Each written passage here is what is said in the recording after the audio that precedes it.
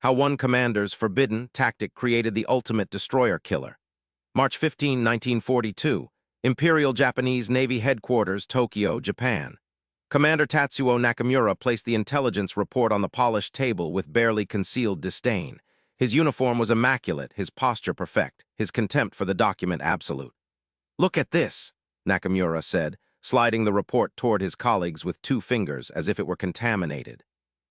"The Americans believe their submarines can challenge our destroyer fleet." Lieutenant Commander Kenji Yamada leaned forward, scanning the captured American training manual. "Preposterous. Their submarine doctrine is defensive, cautious. They surface to verify targets before attacking merchant vessels." Captain Hiroshi Sato, Chief of Anti-Submarine Operations, shifted uncomfortably. "Commander Nakamura, the Americans have begun expanding submarine production. Their manufacturing capacity," but Nakamura waved him off with a sharp gesture. "Manufacturing capacity means nothing without tactical competence or warrior spirit.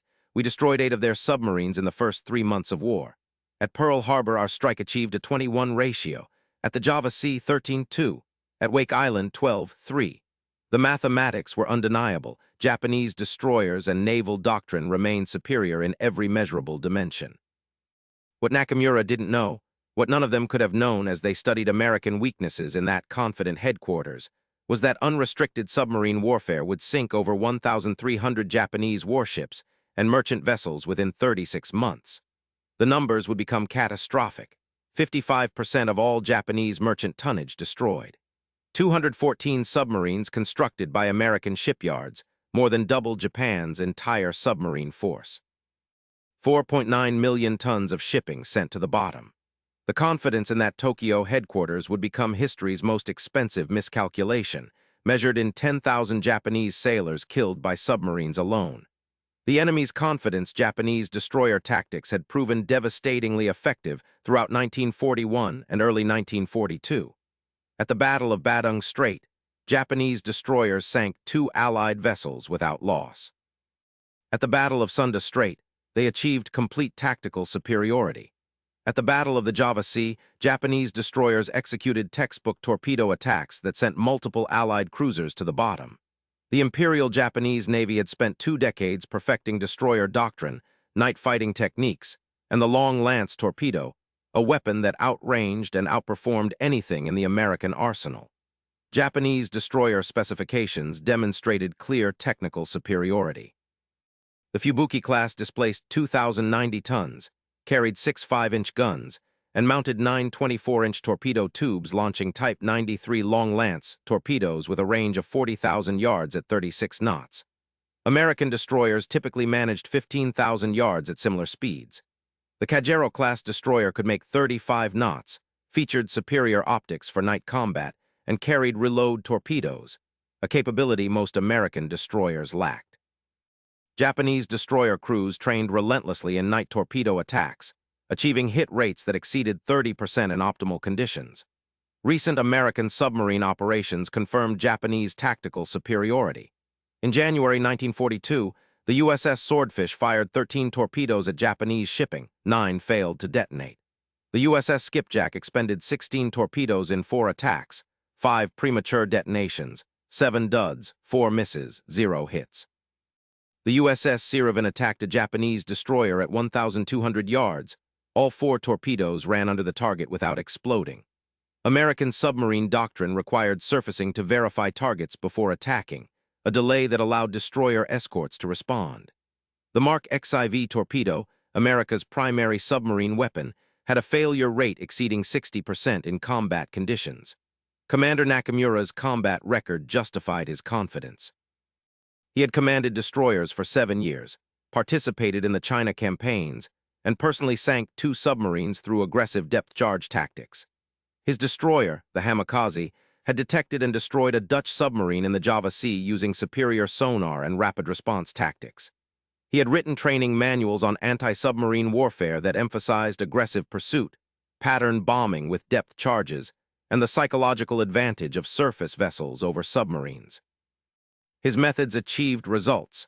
Of 12 submarine contacts his destroyer group made, 9 resulted in confirmed kills, 2 probable kills, 1 escape. Captain Sato had tried to present his concerns to headquarters staff meetings 3 times in February 1942. He had compiled data showing American submarine production capacity, analyzed captured documents describing new manufacturing techniques, and calculated potential threat multiplication if American submarines adopted unrestricted warfare doctrine. "Sir," he had reported to Vice Admiral Yamamoto, "American shipyards in Manitowoc, Wisconsin, and Portsmouth, New Hampshire, show capacity for mass production techniques we cannot match." They abandoned restrictive targeting protocols, but his warnings were dismissed as defeatist thinking. The warrior spirit of Japanese destroyer crews was deemed superior to American industrial capacity. Lieutenant Yamada had experienced American submarine attacks firsthand while serving as executive officer on a destroyer escorting the Malaya invasion force. The American submarine had surfaced to identify targets, providing 3 full minutes for the destroyer to close range and force a dive. The submarine's torpedoes ran too deep. The American captain followed peacetime protocols in wartime conditions. "They fight with lawyers present," Yamada had reported. "Their caution makes them predictable. Our aggressive destroyer tactics will always prevail against defensive submarine doctrine." His report circulated through Naval Command, reinforcing existing beliefs. The mathematics seemed irrefutable. Japanese destroyer production, combat training, and tactical doctrine had achieved measurable superiority across every engagement. American submarines operated with defective weapons, restrictive doctrine, and inadequate training. The correlation of forces favored Japanese confidence. American innovation, Manitowoc, Wisconsin. April 1942. The Manitowoc Shipbuilding Company had never built a submarine before Pearl Harbor. By April 1942, the facility produced 1 complete Gato-class submarine every 45 days. Every morning at 600 hours, another pressure hull section rolled off the line. The shipyard operated 3 shifts, 24 hours daily, 7 days per week. Production progression accelerated beyond all projections. In December 1941, America produced just 4 submarines monthly across all shipyards. By June 1942, production reached 11 submarines monthly through standardized manufacturing techniques borrowed from automobile assembly lines. By December 1942, the Portsmouth Naval Shipyard alone was producing 7 submarines monthly, 1 launched every 4 days. This single facility was producing more submarines monthly than Japan's entire submarine construction program, which managed 4 submarines monthly at peak capacity.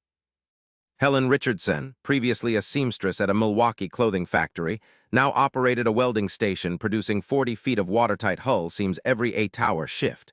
She welded more pressure hull sections in 1 month than Japan's Kure naval arsenal.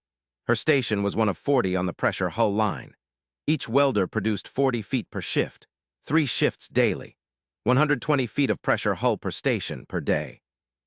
4,800 feet of pressure hull daily from the welding section alone, enough for 2 complete submarine hulls every 3 days.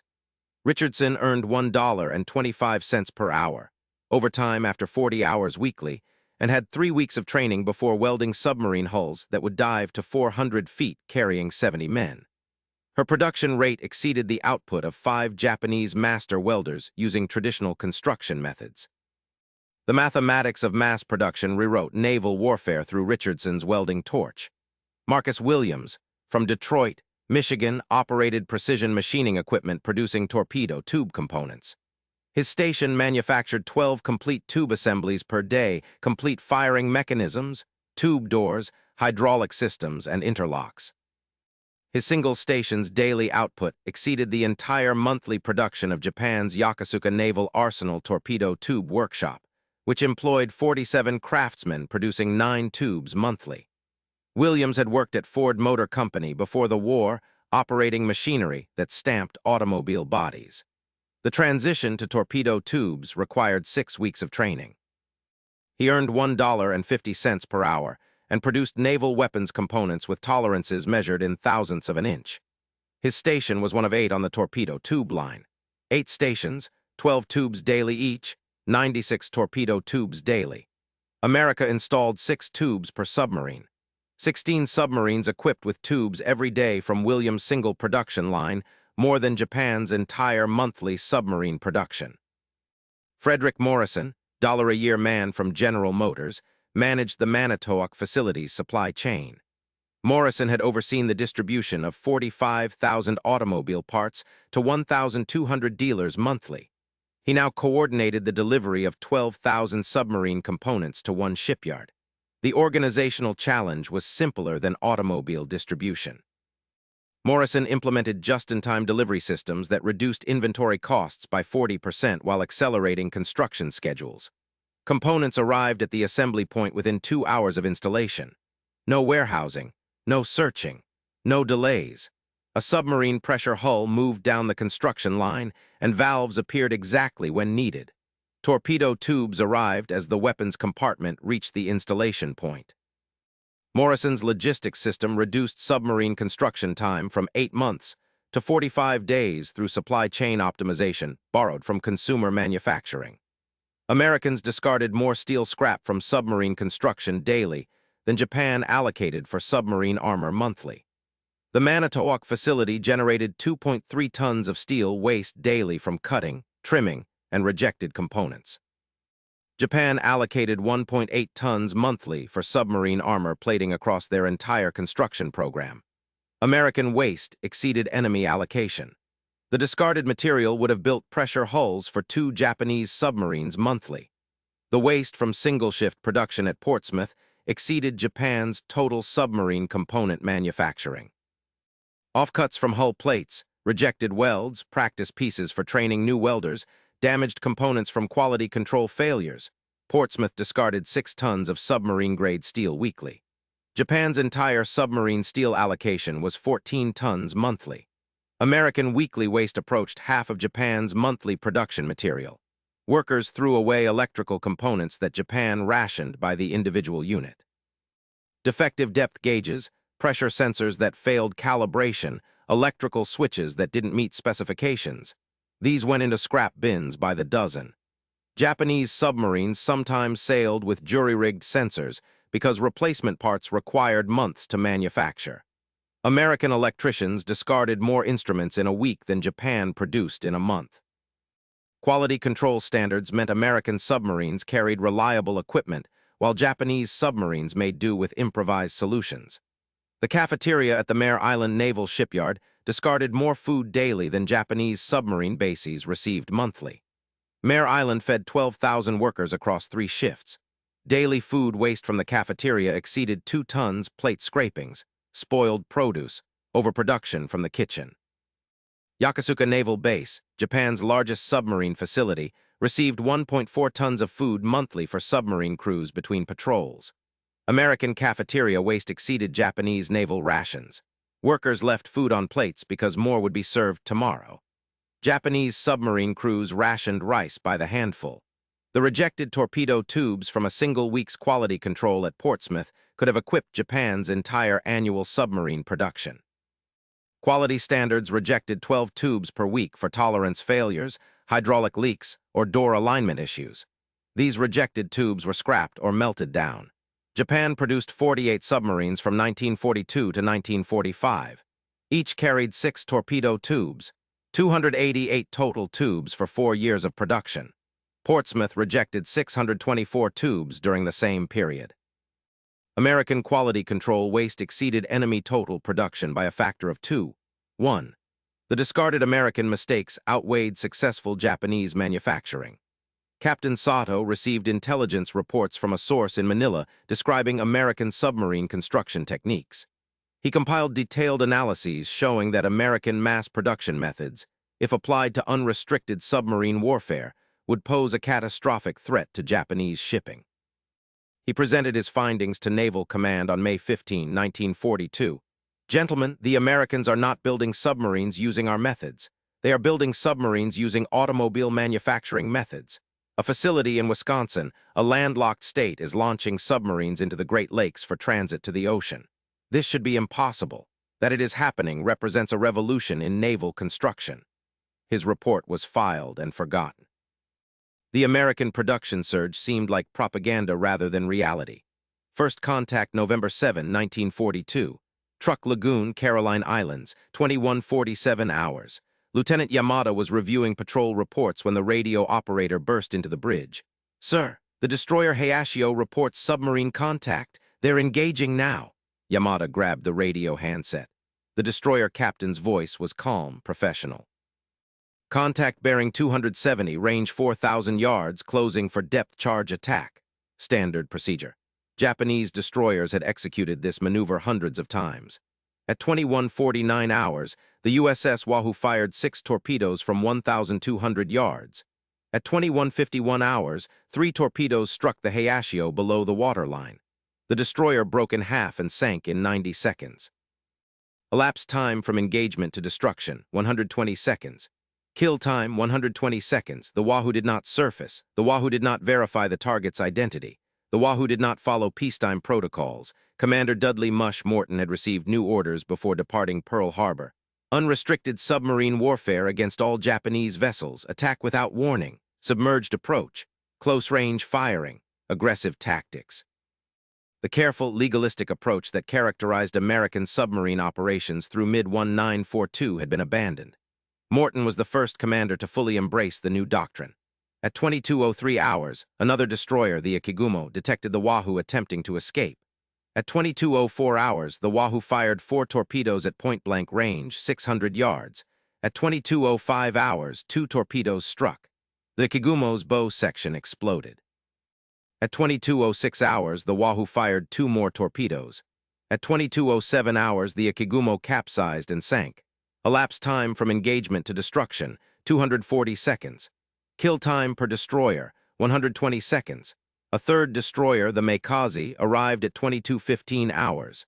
Standard Japanese doctrine called for aggressive pursuit of submarines using depth charges. The Meikaze's captain, a veteran of 7 anti-submarine actions, charged toward the last known submarine position. At 22:16 hours, the Wahoo fired a spread of 4 torpedoes from 800 yards. At 22:18 hours, 3 torpedoes struck the Meikaze. The destroyer exploded with such violence that debris rained down across a quarter-mile radius. Elapsed time from engagement to destruction, 180 seconds. Kill time, 180 seconds. Total engagement duration, 31 minutes. Enemy losses, 3 destroyers, approximately 720 sailors. American losses, 0. Kill ratio, 3-0. The Wahoo departed the area submerged, reloaded torpedo tubes from internal storage, and proceeded to patrol area. The ammunition expended in this 31-minute engagement, 14 torpedoes, exceeded the monthly allocation for Japan's entire Palau submarine base, which received 12 torpedoes monthly for 3 submarines. 1 American submarine in one engagement used more torpedoes than 3 Japanese submarines received for an entire month of operations. Commander Nakamura received the report at 3:40 hours on November 8. His initial reaction was disbelief. 3 destroyers. Sunk by 1 submarine? Impossible. The Americans don't have commanders capable of this aggression. He reviewed the contact reports. All 3 destroyer captains had followed correct procedure. All 3 had detected the submarine. All 3 had moved to attack. All 3 had been destroyed before delivering a single depth charge. Nakamura studied the timeline. The torpedo performance described in the reports suggested the Mark XIVs problems had been solved.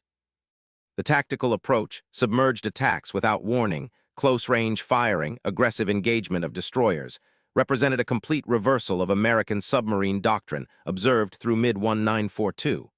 Escalation pattern intelligence officers at Imperial Japanese Navy headquarters dismissed the Truck Lagoon incident as an anomaly.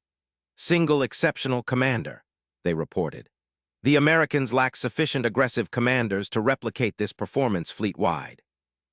Statistics supported this assessment.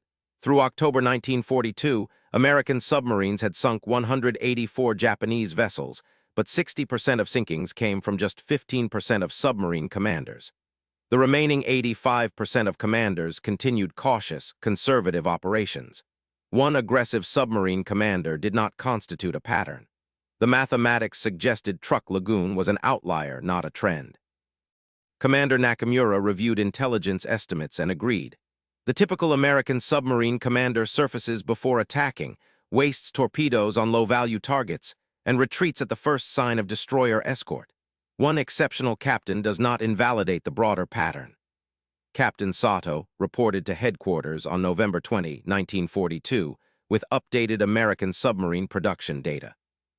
Gentlemen, American shipyards launched 22 submarines in the last 3 months. We launched 5. American submarine commanders are being rotated through a new training program emphasizing aggressive tactics. The defective torpedo problems that limited American effectiveness through mid-year have been identified and corrected. We are now facing a different enemy, one that combines industrial mass production with corrected weapons and aggressive doctrine. He presented production comparisons. American submarine production, 73 submarines in 1942. Japanese submarine production, 23 in 1942. American submarines under construction, 87. Japanese submarines under construction, 19. A single American shipyard, the Electric Boat Company, exceeded Japan's entire submarine output. Portsmouth Naval Shipyard exceeded Japanese output. Mare Island exceeded Japanese output. Manitowoc exceeded Japanese output. 4 American facilities each individually outproduced Japan's entire submarine industry. They tried increasing destroyer patrols around critical shipping lanes. The Americans shifted to interdiction of secondary routes. They attempted convoy systems with 4 destroyers per convoy. The Americans waited for stragglers or attacked at night when visual detection was reduced. They implemented aggressive anti-submarine patrol boxes around major ports. The Americans penetrated the boxes submerged, attacked shipping inside the harbors, and departed before destroyers could coordinate response. They organized submarine hunting groups with specialized anti-submarine equipment. The Americans attacked the hunters, sinking 7 destroyers in January 1943 alone while losing 2 submarines. Every tactical adaptation met an American counter-adaptation within weeks. January 19, 1943. Rabaul Harbor, New Britain. 4:30 hours. The destroyer Umikaze was escorting a convoy of 4 cargo ships into Rabaul when lookouts spotted a periscope at 2,000 yards. The Umikaze increased speed and charged toward the contact. Standard procedure. At 4:32 hours, the submarine submerged. The Umikaze reached the dive point at 4:34 hours and began a depth charge attack pattern. At 4:35 hours, the submarine, the USS Wahoo, returned to the area, fired 4 torpedoes from 400 yards depth, directly beneath the Umikaze. At 4:36 hours, all 4 torpedoes struck. The Umikaze's keel broke. The destroyer sank in 45 seconds. Elapsed time from engagement to destruction, 120 seconds. Kill time, 120 seconds. The convoy's 3 remaining escorts, 2 destroyers and 1 frigate, converged on the submarine's position. At 4:41 hours, the Wahoo surfaced unexpectedly at 1,800 yards, fired 6 torpedoes at the converging escorts, and crash-dived. At 4:43 hours, 3 torpedoes struck the destroyer Shirakumo. At 4:44 hours, 2 torpedoes struck the frigate Kanashiri. At 4:46 hours, both vessels had sunk. Total engagement, 14 minutes. Escorts destroyed, 3. American losses, 0. The 4 cargo ships, now undefended, were methodically sunk over the following hour using single torpedoes each. Total Japanese losses, 7 ships, approximately 900 sailors and crew. American losses, 0. Kill ratio, 7-0. The ammunition expended, 14 torpedoes, exceeded the monthly allocation for Japan's entire truck submarine base. The Wahoo had attacked inside a defended harbor, sunk 3 escort vessels and 4 cargo ships, and departed submerged, while Japanese patrol boats searched the wrong coordinates based on outdated submarine doctrine assumptions. Captain Sato presented a detailed analysis to Naval Command on February 3, 1943. His report included photographs of the Manitowoc shipyard obtained through intelligence channels, production statistics verified through multiple sources, and tactical analyses of 17 submarine engagements from November 1942 through January 1943. The pattern is undeniable, Sato reported. American submarines have shifted to unrestricted warfare. Their torpedo defects have been corrected. Their commanders have been trained in aggressive tactics. Most critically, their production capacity means losses don't matter. We sank the USS Grunion in July 1942. The Americans launched 3 replacement submarines that same month.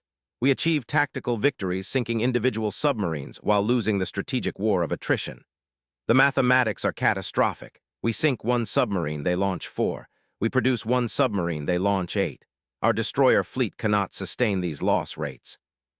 Commander Nakamura read Sato's report and wrote a dismissive margin note. Defeatist speculation. Japanese destroyers remain superior in night combat and torpedo tactics. American submarines may be numerous, but numbers mean nothing without warrior spirit. Nakamura's confidence rested on Japanese destroyer performance in surface engagements against American destroyers, where Japanese night fighting techniques and long-lance torpedoes continued to achieve superiority. He failed to recognize that submarine warfare represented fundamentally different combat conditions, where American production capacity mattered more than individual destroyer commander skill. Lieutenant Yamada, now serving on the destroyer Arashi, observed the escalation patterns firsthand. Between November 1942 and March 1943, his destroyer group encountered American submarines 23 times. They sank 2 submarines. The Americans sank 11 destroyers from his group. "The Americans are learning faster than we are," Yamada noted in his personal journal. "Every engagement they adapt. We maintain the same tactics that worked in 1941, but the Americans we face in 1943 are not the Americans we faced in 1941. Their submarines are everywhere. Their torpedoes work. Their commanders are aggressive, and for every submarine we sink, 3 more appear." Production avalanche at the Electric Boat Company facility in Groton, Connecticut, assembly line techniques, reduced submarine construction time from 11 months to 60 days. Every 48 hours, another Gato-class submarine touched water for the first time. This single facility produced more submarines in 1943 than Japan produced in the entire war. Americans discarded more manganese bronze from propeller production than Japan allocated for submarine propellers annually. The bronze used in submarine propellers required specific manganese content for saltwater corrosion resistance. American foundries produced propellers in batches of 12, with quality control rejecting any propeller showing microscopic flaws in the bronze casting. Rejected propellers, approximately 2 per batch, were melted down and recast. Japan allocated 1.2 tons of manganese bronze annually for submarine propeller production. Electric Boat discarded 2.8 tons annually from quality control rejections alone. American quality control waste exceeded Japanese total allocation by a factor of 2, 3, 1. This single aspect of American submarine production exceeded Japan's entire propeller manufacturing capacity. Workers threw away electrical wiring by the 1,000-foot spool that Japan rationed by the meter. Submarine construction required approximately 12 miles of electrical wiring per boat for communications, lighting, control systems, and weapons. American electricians cut wiring to length from large spools, discarding end pieces, damaged sections, and excess length. A typical submarine generated approximately 400 feet of scrap wiring. Portsmouth built 62 submarines in 1943, 24,800 feet of scrap, wiring nearly 5 miles. Japan's total allocation for submarine wiring in 1943 was approximately 8 miles across all construction. American wiring waste equaled 62% of Japan's total allocation. The material thrown away from one American facility could have wired Japan's entire submarine production with sufficient excess to wire half of their destroyer production simultaneously. The cafeteria at Mare Island Naval Shipyard discarded more meat daily than Yokosuka Submarine Base received monthly for crew rations.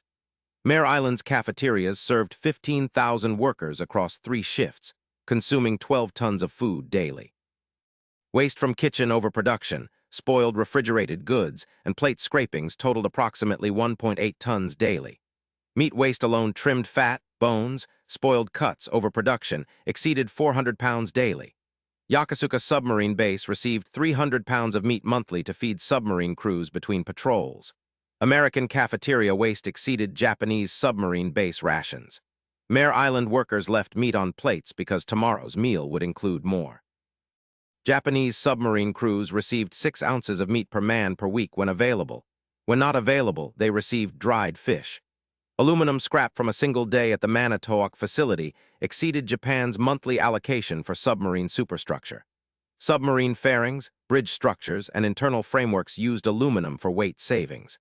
American facilities cut aluminum from large sheets, generating scrap from cutouts, trimming, and rejected pieces. Daily aluminum waste at Manitowoc averaged 340 pounds. Japan allocated 280 pounds of aluminum monthly for submarine superstructure across their entire construction program. American daily waste exceeded Japanese monthly allocation. The material discarded in one day could build the superstructure for an entire Japanese submarine. The material discarded in 1 month could build superstructures for 10 Japanese submarines, more than Japan actually produced in most months. Discarded ammunition from testing exceeded Japan's combat allocation to their entire submarine fleet. American torpedoes underwent live-fire testing before acceptance, firing test rounds into nets, examining detonation patterns, and verifying guidance systems. Test torpedoes were often damaged beyond repair by the testing process. Portsmouth tested approximately 6 torpedoes per week for quality verification. Annual testing consumed 312 torpedoes. Japan allocated 240 torpedoes monthly to their entire operational submarine fleet in 1943. American quality control testing for 1 year exceeded 4 months of Japan's combat allocation. The torpedoes fired to verify quality exceeded the torpedoes Japan's submarines fired at enemies. American quality assurance outweighed Japanese combat operations. This single production facility, Electric Boat in Groton, exceeded Japan's entire submarine manufacturing capacity. Electric Boat launched 48 submarines in 1943. Japan launched 22 across all facilities. One American private company doubled Japan's naval production. Electric Boat employed 13,000 workers. Japan's submarine industry employed 47,000 workers. American productivity per worker exceeded Japanese productivity by a factor of 6. 5. 1. The mathematics of mass production overwhelmed the mathematics of traditional craftsmanship. Captain Sato compiled these production statistics into a comprehensive report dated June 15, 1943. He included detailed comparisons. American submarine production in 1943 will exceed 70 submarines. Our production will reach perhaps 25 if we meet optimistic targets. American submarines under construction, 94. Japanese submarines under construction, 14. American submarine facilities, 7 major shipyards. Japanese submarine facilities, 3 major arsenals. American submarine production workers, approximately 45,000 across all facilities. Japanese submarine production workers, 47,000. They produce 3 times our output with similar workforce size through superior organization, mass production techniques, and industrial efficiency. His report concluded, "Gentlemen, we are not losing a naval war. We are losing an industrial war. Their factories defeat our arsenals before our forces engage their forces." Systematic Annihilation, September 23, 1943. Convoy He-74, Philippine Sea. 43 Japanese cargo ships and 12 destroyer escorts faced coordinated attack from 6 American submarines operating in Wolfpack formation. The engagement lasted 14 hours and 17 minutes. At 4:15 hours, 6 Japanese destroyers formed defensive perimeter around the convoy. At 4:17 hours, the USS Harder fired 8 torpedoes from 1,400 yards. At 4:19 hours, the destroyer Minazuki exploded and sank. Kill time, 120 seconds. At 4:20 hours, the destroyer Heianami exploded and sank from the same torpedo spread. Kill time per destroyer, 120 seconds. At 4:45 hours, 4 remaining outer destroyers reorganized defensive formation. At 4:47 hours, the USS Tang fired 6 torpedoes from 1,800 yards. At 4:49 hours, the destroyer Samadare broke in half and sank. Kill time, 120 seconds. At 4:51 hours, another destroyer, Akizuki, took 2 torpedo hits and capsized. Kill time, 240 seconds. At 5:23 hours, 8 destroyers from the inner defense screen moved to engage submarines. At 5:25 hours, multiple submarine contacts fired simultaneously from different vectors. The USS Wahoo fired 8 torpedoes. The USS Archerfish fired 6 torpedoes. The USS Barb fired 7 torpedoes. Coordinated firing from multiple submarines overwhelmed defender response capability. At 5:28 hours, 3 destroyers were sinking simultaneously. At 5:31 hours, 2 more destroyers were hit. At 5:34 hours, the defensive screen had collapsed. 8 destroyers reduced to 3 functional vessels in 11 minutes. The cargo ships scattered. American submarines pursued individually, firing single torpedoes at merchant vessels without destroyer protection. Methodical, systematic, Between 600 hours and 1830 hours, American submarines sank 37 cargo ships. Average engagement time per cargo ship, approximately 4 minutes from torpedo firing to vessel sinking. Total merchant shipping destroyed, approximately 185,000 tons. Total engagement, 14 hours, 17 minutes. Enemy destroyers destroyed, 9 of 12. Enemy cargo ships destroyed, 37 of 43. American losses, 0 submarines. Kill ratio, 46-0. The ammunition expended in this engagement, 67 torpedoes, exceeded Japan's monthly allocation to their entire Pacific submarine fleet. The fuel consumed by 6 American submarines during this engagement exceeded the weekly allocation for Japan's entire truck submarine base. At 5:28 hours, during the concentrated attack on destroyer escorts, Commander Tatsuo Nakamura was commanding the destroyer Nowaki. His vessel detected the USS Wahoo at 1,200 yards and moved to attack. At 5:29 hours, the Wahoo fired 4 torpedoes from optimal firing position. At 5:30 hours, all 4 torpedoes struck the Nowaki's hull beneath the waterline. The destroyer's magazine detonated. The vessel disintegrated. Elapsed time from engagement to death, 120 seconds. Commander Nakamura, who had dismissed American submarine capabilities as inferior, who had mocked American manufacturing as quantity without quality, who had written training manuals on anti-submarine warfare, died 90 seconds after engaging an enemy he had underestimated. His destroyer, the Nowaki, became one of 126 Japanese destroyers sunk by American submarines during the Pacific War. 38% of Japan's entire destroyer force destroyed by the weapon system Nakamura had claimed posed minimal threat. An anonymous Japanese destroyer captain, survivor of the convoy He-74 attack, reported to Naval Command. This wasn't combat. This was systematic annihilation. They appeared from multiple directions simultaneously. Our destroyers had no time to coordinate response. Each submarine fired and disappeared before we could counterattack. They didn't fight honorably, they fought effectively. They didn't seek glory, they sought our destruction. And they achieved it with industrial efficiency. We were not defeated by better sailors. We were defeated by better organization. Capitulation testimonies, October 1945. Post-surrender interviews, Yokosuka Naval Base. Captain Hiroshi Sato, who had warned about American production capacity since early 1942, testified before American naval interrogators documenting Japanese anti-submarine operations. We were not defeated by better soldiers, but by better factories. American submarine production from 1942 to 1945, 214 submarines. Japanese submarine production same period, 126 submarines. A single American factory, Manitowoc Shipbuilding, produced more submarines than our Kure Naval Arsenal, our Yokosuka Arsenal, and our Sasebo Arsenal combined. Their least productive facility exceeded our most productive facility. The mathematics were inescapable from 1942 forward, but we refused to accept what the mathematics demonstrated. Lieutenant Commander Kenji Yamada, who had survived the war despite serving continuously on destroyers throughout the Pacific Campaign, provided tactical analysis. I saw the transformation of American submarine warfare firsthand. In early 1942, American submarines surfaced to verify targets. They followed peacetime legal restrictions in wartime conditions. They suffered from defective torpedoes that ran too deep or failed to detonate. By late 1942, everything had changed. The Americans adopted unrestricted warfare. They attacked without warning. Their torpedoes worked. Their commanders became aggressive. Most critically, they were everywhere. We would sink one submarine and encounter 3 more the next week. They could afford losses we could not. They replaced submarines faster than we could sink them.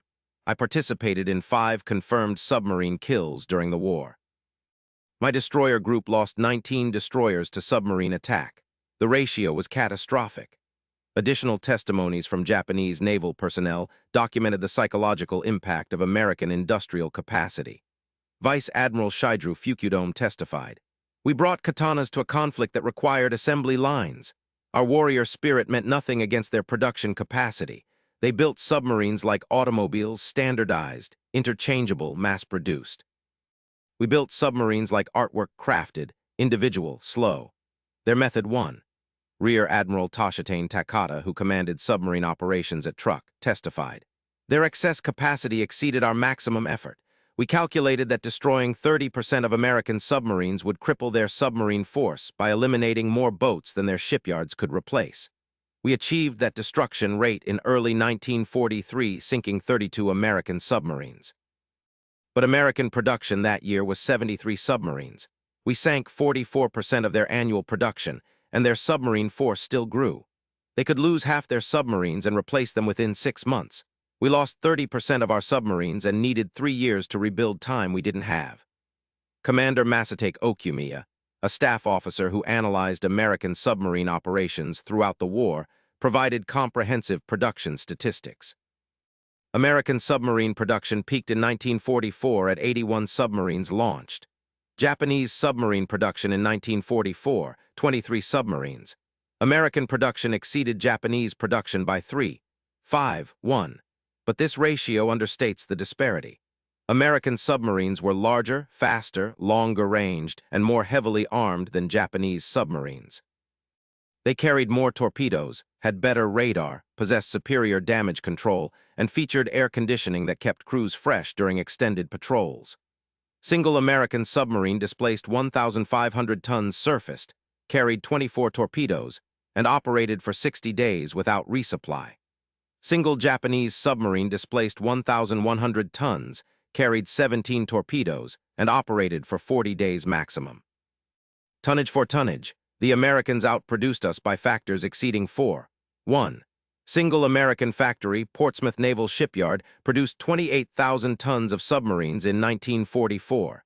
Entire Japanese submarine industry produced 18,000 tons.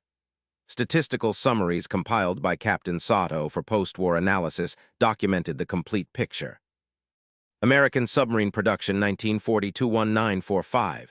214 submarines, approximately 285,000 tons displacement. Japanese submarine production same period. 126 submarines, approximately 141,000 tons. Single American facilities output Electric Boat Company exceeded total Japanese output. Electric Boat produced 74 submarines, 104,000 tons. Japan's largest producer, Kure Naval Arsenal, produced 43 submarines, 52,000 tons. American second-tier facilities, Manitowoc, Mare Island, each individually exceeded Kure's production. The disparity wasn't close.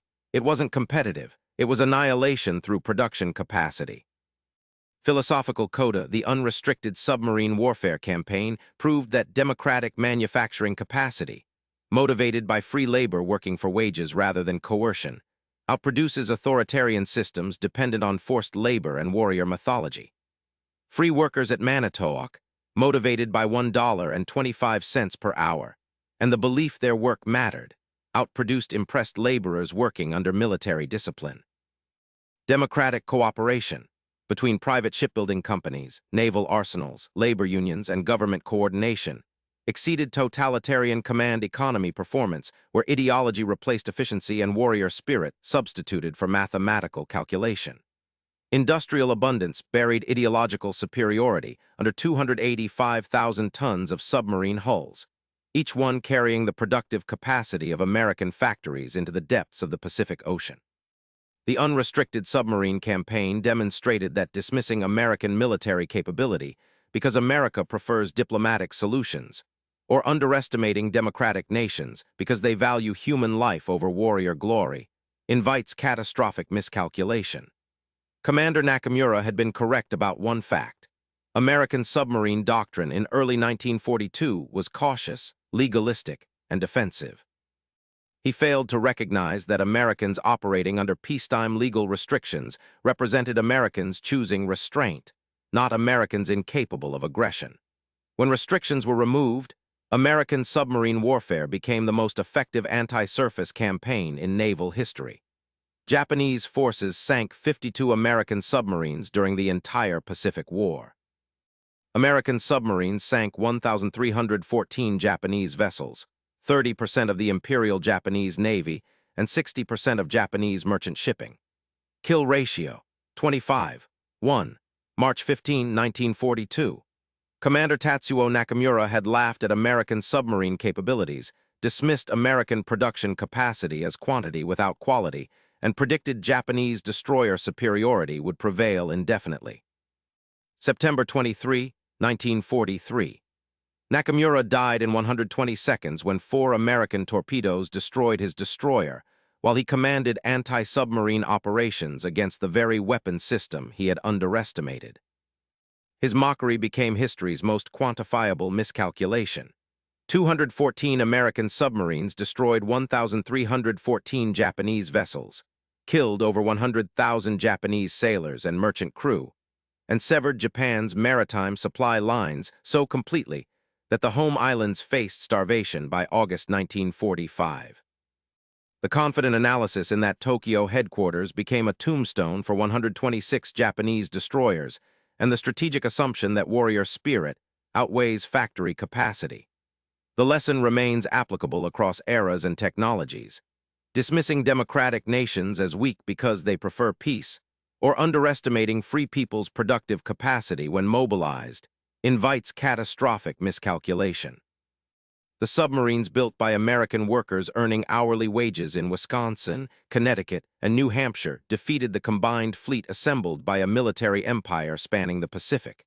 The mathematics were undeniable then. They remain undeniable now. Free labor outproduces coerced labor.